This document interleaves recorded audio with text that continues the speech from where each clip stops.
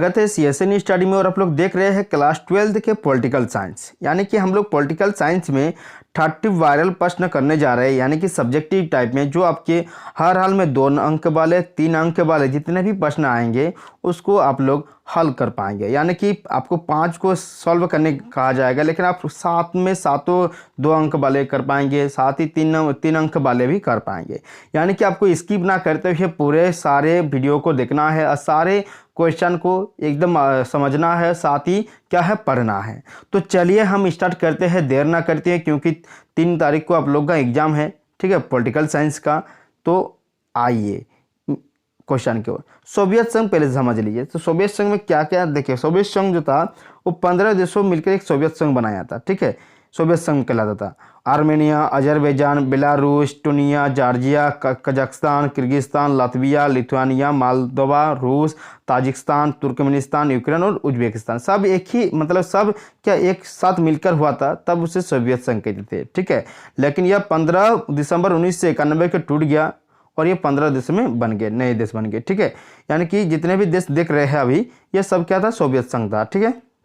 अब आगे चलते हैं कि शीत युद्ध से क्या अभिप्राय है। शीत युद्ध उस स्थिति को कहा जाता है जहां देशों के बीच प्रतिद्वंद्विता, तनाव और ठीक है सत्तो जारी रहता है, लेकिन यह संघर्ष और तनाव युद्ध का रूप नहीं लेता है। यानी कि शीत युद्ध मतलब जैसे हमारे साथ अभी जो पाकिस्तान, जैसे भारत और चीन के बीच जो युद्ध है, देखिए, क्योंकि वो बहुत बड़ा युद्ध का रूप नहीं लेता है, लेकिन युद्ध है सही में, लेकिन युद्ध है तो, लेकिन वो बड़ा युद्ध शीत युद्ध कहेंगे इसको। तो देखिए, द्वितीय विश्व युद्ध जब हुआ था, द्वितीय विश्व युद्ध के बाद सोवियत संघ और अमेरिका 2 महाशक्तियों के रूप में उभरे। दोनों अशस्त्र ताकत में किसी से कम नहीं थे। दोनों गुटों में तनाव और प्रतिद्वंद्विता सदैव चलती रहती थी, लेकिन दोनों गुटों ने कभी भी आमने सामने युद्ध करने का प्रयास नहीं किया। यानी कि आमने सामने की प्रयास युद्ध नहीं किए थे, लेकिन देखिए आपसी मतभेद होता रहता था, ठीक है। इस तनाव और टकरावपूर्ण स्थिति को शीत युद्ध का नाम दिया गया। मतलब देखिए, शीत युद्ध में क्या होता है कि 2 देश सामने रहता है, उसमें तनाव रहता है, ठीक है। तुम भी किसी को देख कर ऐसा रहता है ना कि मारपीट नहीं होता है, मुंह फुला कर रहता ऐसे करके, जिस मुंह फुला कर, ये भी मुंह फुला दिया, वो भी मुंह फुला दिया ना। तो ये क्या हो गया, इस शीत युद्ध का मतलब टकराव, तनाव, टकरावपूर्ण स्थिति का शीत, मतलब टकराव जो होता है बहुत ही घोर होता है, लेकिन इसमें युद्ध नहीं होता है, तो इसे क्या कहेंगे, शीत युद्ध का नाम दिया गया, ठीक है। नेक्स्ट आगे बढ़ते हैं। उन 2 देशों के नाम लिखे जिनको प्रतिद्वंदिता शीत युद्ध का कारण बनी। तो अमेरिका, ठीक है, और अमेरिका जो उदारवादी लोकतंत्र तथा पूंजीवादी गुट का अगुवा था, और सोवियत संघ जो समाजवादी तथा साम्यवादी गुट का अगुवा था, ठीक है।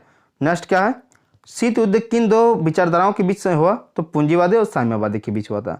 नेक्स्ट याद रखिएगा, शीत युद्ध के काल के 2 प्रतिद्वंदी गठबंधनों के नाम लिखे। तो क्या था, साम्यवादी बरसा था और पूंजीवादी नाटो था। क्या अगुवा देशों के नाम लिखे यहाँ पर पूछा, यानी कि आपको ये सभी पूछ सकता है कि साम्यवादी या बरसा और पूंजीवादी नाटो, यह किसका, सोवियत संघ का था साम्यवादी, और पूंजीवादी किसका था, अमेरिका का था ना।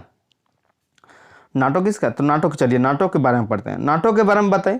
नाटो क्या है, उत्तरी अटलांटिक संधि संगठन, यानी कि नाटो। इसकी स्थापना कब हुई थी, तो देखिए आपको पूछ सकता है कि नाटो को उत्तरी अटलांटिक संधि संगठन है, तो इसकी स्थापना कब हुई थी या नाटो के बारे में बताइए, इस तरह से आपको क्वेश्चन पूछ सकता है। देखिए, पश्चिमी गठबंधन, उत्तर इसका है, पश्चिमी गठबंधन ने स्वयं को एक संगठन का रूप दे दिया।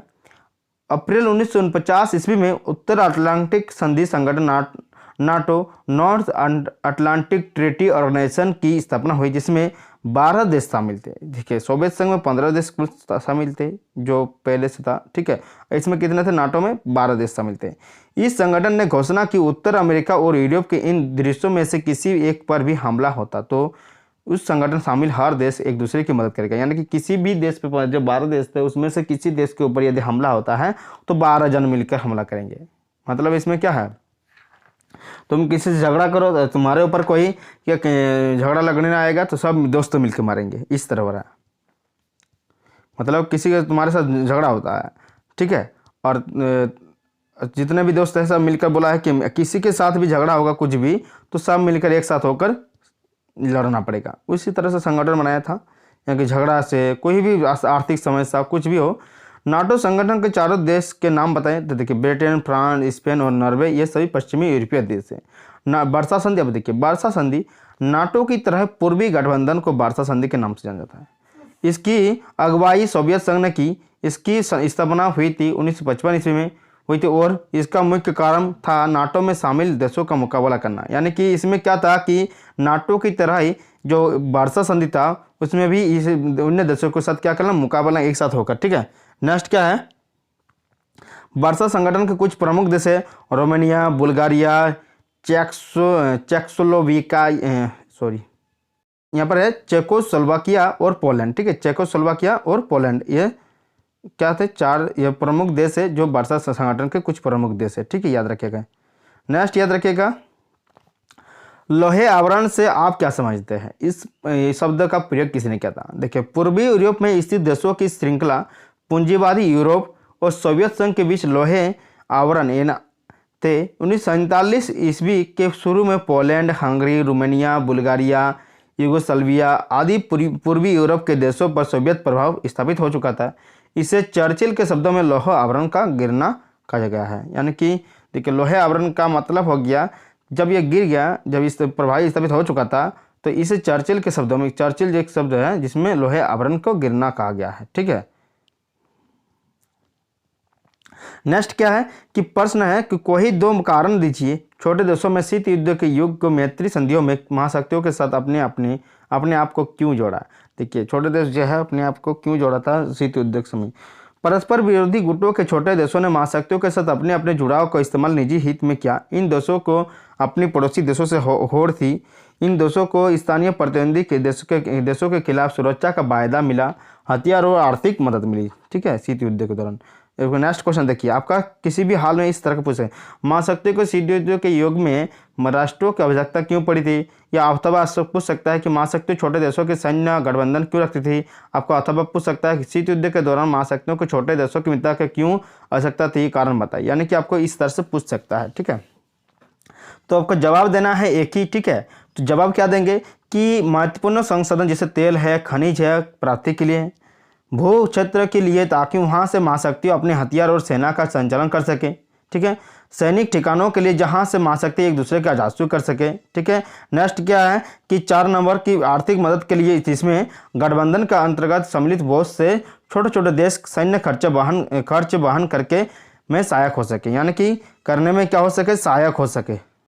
देखिए नेक्स्ट क्वेश्चन क्या है कि यहाँ पर उसी का है 5 नंबर आंसर कि देखिए विचारधारा के कारण भी यह देश महत्वपूर्ण थे क्योंकि इससे इनकी विचारधारा पूंजीवाद या समाजवादी का प्रसार होता था। उपयुक्त कारणों से वजह से क्या हुआ था, महाशक्तियों के शीत युद्ध के युग में मित्रों राष्ट्रों की आवश्यकता थी। यानी कि मित्र राष्ट्र की आवश्यकता थी क्यों? क्योंकि सभी देखिए 1 2 3 4 5 इन 5 कारणों के कारण क्या थे, शीत युद्ध में मित्र देशों की राष्ट्रों की जो आवश्यकता थी। नेक्स्ट क्वेश्चन चलिए देखते हैं, गुट निरपेक्षता का अर्थ बताइए। यानी कि आपको साफ साफ पूछा गुट निरपेक्ष का अर्थ बताइए, गुट निरपेक्षता क्या समझते हैं, क्या है। ठीक है, अंतर्राष्ट्रीय व्यवहार में स्वतंत्र नीति का पालन एवं किसी भी प्रकार के सैन्य गुट का या अन्य गुटबाजी से अलग रहकर स्वयं के विकास तथा विश्व शांति को सुनिश्चित करने की नीति को गुट निरपेक्षता के नाम से जाना जाता है। ठीक है, NAM ठीक है का पूरा नाम क्या है,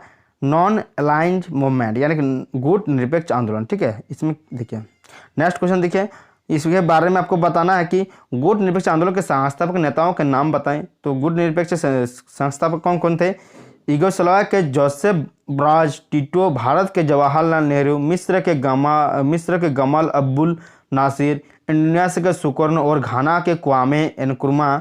एशिया के 4 गुट निरपेक्ष देश थे, भारत, श्रीलंका, पाकिस्तान, बांग्लादेश और भूटान थे। यह क्या था, गुट निरपेक्ष देश में शामिल थे। ठीक है, नेक्स्ट याद रखिएगा, जोसेफ ब्राज टिटो किस देश के नेता थे और वे किस आंदोलन में से जुड़े हुए थे। जोसेफ ब्राज जो है टिटो यूगोस्लाविया के नेता थे, वे गुट निरपेक्ष आंदोलन में से जुड़े हुए थे। ठीक है, याद रखिएगा। देखिए नेक्स्ट हम लोग पढ़ते हैं कि जोसेफ ब्राज टिटो किस देश के नेता थे और वे किस आंदोलन से जुड़े हुए थे। यानी कि आप लोग साफ साफ समझ गए कि जोसेफ ब्राज जो थे वो यूगोस्लाविया के नेता थे। कहाँ के, टिटो यूगोस्लाविया के नेता थे और वे गुट निरपेक्ष से जुड़े हुए थे। आपको भारत से भी पूछ सकता है ना, तो भारत में कौन थे, भारत में जवाहरलाल नेहरू, ठीक है, जवाहरलाल नेहरू थे, सॉरी लाल बहादुर शास्त्री बोला जा रहा है, यहाँ पर साफ साफ लिखा है भारत के जवाहरलाल नेहरू थे, जिसमें गुट निरपेक्ष में शामिल थे, ठीक है। नेक्स्ट चलिए हम लोग पढ़े पहला गुट निरपेक्ष सम्मेलन कब और कहाँ हुआ था। तो पहला जो गुट निरपेक्ष सम्मेलन था वो 1961 ईस्वी में हुआ था और यह यूगोस्लाविया के राजधानी बेलग्रेड में हुआ था, ठीक है, बेलग्रेड में, यूगोस्लाविया की एक राजधानी है, ठीक है, बेलग्रेड में हुआ था। जैसे भारत का राजधानी क्या है, आप लोग कमेंट बॉक्स में जरूर कमेंट कीजिएगा। गुट निरपेक्ष का आंदोलन पर एक निबंध लिखिए। गुट निरपेक्ष को आंदोलन पर एक लिखना है तो आप लोग लिख लीजिएगा, ठीक है। चलिए आपको पूछ सकता है इस तरह से। अब हम लोग आगे बढ़ते हैं कि द्विध्रुवीय विश्व के प्रारंभ से आप क्या समझते हैं। जितना भी पता है ना गुट निरपेक्ष के बारे में उसी को लिख लीजिएगा, सबको मिलाकर। गुट निरपेक्ष का पूरा नाम, गुट निरपेक्ष क्या है, ठीक है, शॉर्ट नोट्स हो जाएगा आंदोलन के निबंध लिखने के लिए। नेक्स्ट हम लोग पढ़ लेते हैं कि द्विध्रुवीय विश्व की प्रारंभ से आप क्या समझते हैं। द्विध्रुवीय व्यवस्था से विश्व से आप क्या समझते हैं, उल्लेख करें। द्विध्रुवता की स्थिति क्या है। आपको 3 तरह से क्वेश्चन दे सकता है, लेकिन एक क्वेश्चन का जवाब एक ही होगा, ठीक है।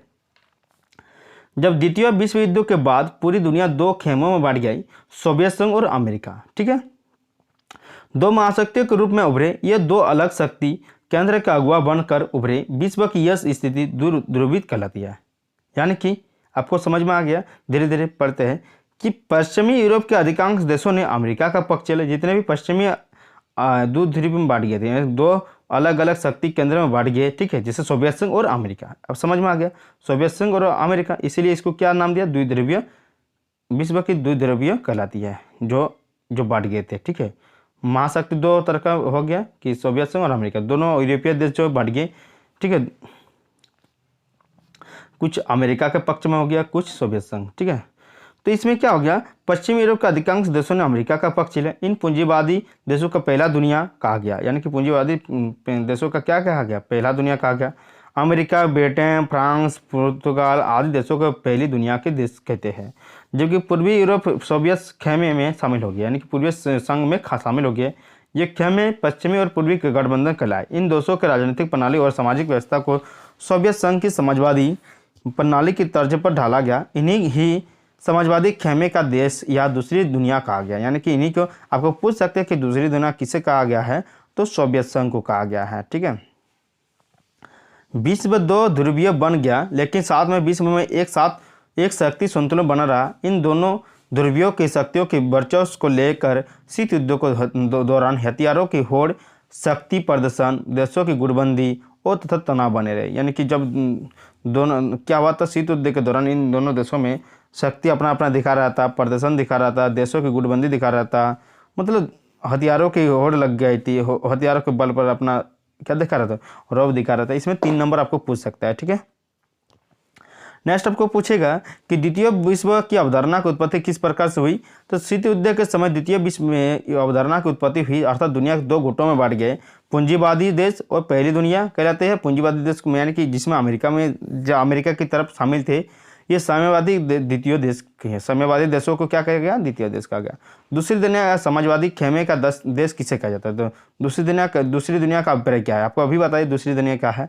तो रूस के नेतृत्व वाले समाजवादी खेमे को देशों को दूसरी दुनिया कहा जाता है। द्वितीय विश्व के दौरान सोवियत सेना ने पूर्वी यूरोप के देशों को फांसीवादी ताकतों के चुंगल से मुक्त कराया। इन देशों को राजनीतिक प्रणाली और समाजवादी व्यवस्था को सोवियत संघ की समाजवादी प्रणाली को तर्ज पर डाला गया। इन समाजवादी खेमे को देश का दूसरी दुनिया कहा जाता है। तो पहली दुनिया क्या है, चलिए जानते हैं। पूंजीवादी देशों को पहली दुनिया कहा गया। अमेरिका, ब्रिटेन, फ्रांस, पुर्तगाल आदि देशों को पहली दुनिया कहा गया। यानी कि जिस अमेरिका, ब्रिटेन, फ्रांस, पुर्तगाल आदि देशों को क्या किया गया, दूसरी पहली दुनिया। तो तीसरी विश्व किसे कहते हैं, तीसरे विश्व किसे कहते हैं। तीसरी दुनिया एशियाई, अफ्रीका और लैटिन अमेरिका देशों से है। यह देश विकासशील और अविकसित अवस्था में। यानी कि देखिए पहला तो क्या था, पहली दुनिया क्या है, तो जो अमेरिका, ब्रिटेन, फ्रांस, पुर्तगाल आदि देश शामिल थे उसको पहला दुनिया, यानी कि पूंजीवादी देश वो हो गया। और जो समाजवादी देश हो गया दूसरी दुनिया हो गया। तीसरी दुनिया जैसे हमारे एशिया, भारत भी है, इसमें शामिल है। अफ्रीका, लैटिन अमेरिका देशों से क्या हो गया, ठीक है, ये सब तीसरी विश्व युद्ध के दौरान क्या हो गया, शामिल हो गए। नेक्स्ट पढ़ लेते हैं, 1917 में रूस में कौन सी क्रांति हुई थी और उसका नेतृत्व किसने किया था? 1917 में रूस में लेनिन के नेतृत्व में बोल्शेविक क्रांति हुई थी। क्या? बोल्शेविक क्रांति हुई थी, जिसके फलस्वरूप रूस एक समाजवादी सोवियत गणतंत्र बन गया था। जिसके साथ क्या हुआ था?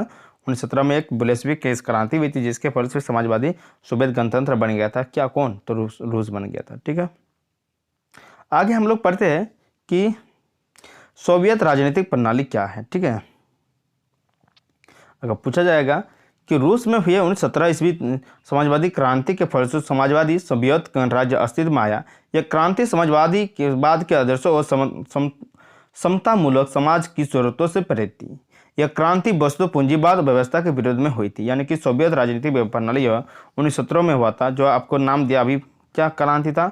तो बोल्शेविक क्रांति थी। ठीक है, तो यह इसकी विशेषताएं आपको पूछ सकता है कि आपको क्वेश्चन इस तरह आ सकता है। देखिए, सोवियत प्रणाली क्या है, इसकी प्रमुख विशेषता उल्लेख किया है, की विशेषता भी दे सकता है आपको। सोवियत राजनीतिक प्रणाली क्या है, इस तरह से भी दे सकता है। ठीक है, विशेषताएं क्या है? सोवियत प्रणाली जो समाजवाद के आदर्शों समतामूलक समाज की आवश्यकताओं के से प्रेरित थी। इसमें निजी संपत्ति का स्थान नहीं होता था, या इसमें निजी व्यवस्था जो संपत्ति उसका स्थान नहीं होता था, लेकिन उसमें इसे करने में सोवियत प्रणाली के निर्माताओं ने राज्य और पार्टी की संस्था को प्राथमिक महत्व दिया। सोवियत प्रणाली को धुरी कम्युनिस्ट पार्टी थी, यानी कि धुरी कम्युनिस्ट पार्टी थी। किसका? सोवियत प्रणाली का। सोवियत राजनीतिक प्रणाली में एक दलीय व्यवस्था को अपनाया गया। इसके अंतर्गत वहाँ पर केवल एक दल साम्यवादी दल ही था। इसमें किसी अन्य राजनीतिक दल या विपक्ष के लिए कोई जगह नहीं थी। अर्थव्यवस्था योजनाबद्ध और नियंत्रण में थी। इस प्रणाली के द्वारा सोवियत संघ की सरकार ने अपने सभी नागरिकों के लिए एक न्यूनतम जीवन स्तर सुनिश्चित करने का प्रयास किए थे। सोवियत प्रणाली के दो दोषों का नाम बताइए। देखिए, उसमें गुण तो कितने थे? 4-5 गुण हो गया, तो आपको दोष भी देख लेते हैं। ठीक है, विशेषता मतलब गुण था। एक दल यानी कि कम्युनिस्ट पार्टी का शासन लोकतंत्र और व्यक्ति की आज़ादी पर अंकुश था। नौकरशाही के कस्ते शिकंजे के कारण आम जीवन में कठिनाई और सामयिक विकास में अवरोध था।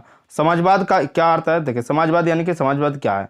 समाजवादी के लोकतांत्रिक आंदोलन है जो इस प्रकार के विचारधारा एवं आर्थिक संगठन का समर्थन करता है, जिसमें सामाजिक न्याय की भावना, आर्थिक सुरक्षा, व्यक्तिगत एवं सामूहिक स्वतंत्रता आदि तथ्य निहित हो।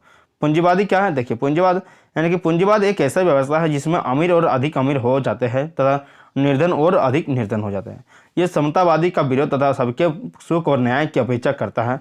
पूंजीवादी के उद्यमों को कार्यकुशलता में वृद्धि होती है। इसके द्वारा बड़े संगठन अथवा आर्थिक शक्ति अपना एकाधिकार स्थापित कर लेते हैं। आंतरिक क्षेत्र में इसका परिणाम वर्ग संघर्ष के रूप में तथा अंतर्राष्ट्रीय क्षेत्र में तनाव हुआ युद्ध के रूप में देखने को मिलता है। अब हम लोग आगे देखेंगे, क्योंकि बहुत ही लंबा चौड़ा हो रहा है। पूंजीवाद, समाजवादीवाद, जितना भी वाद है सबको देखेंगे। तब तक देखते रहिए सेशन स्टडी, क्योंकि आप लोग को उतना बहुत लंबा हो जाएगा तो देखने में बहुत ही कठिनाई होगी और साथ ही पढ़ने का मन भी नहीं होगा, उब जाएगा। इसलिए नेक्स्ट वीडियो में अपलोड करते हैं जितने भी सारे वाद है, अर्थव्यवस्था है, सबको नेक्स्ट वीडियो में डालते हैं। ठीक है, मिलते हैं नेक्स्ट वीडियो के साथ। तब तक देखते रहिए सेशन स्टडी। जय हिंद।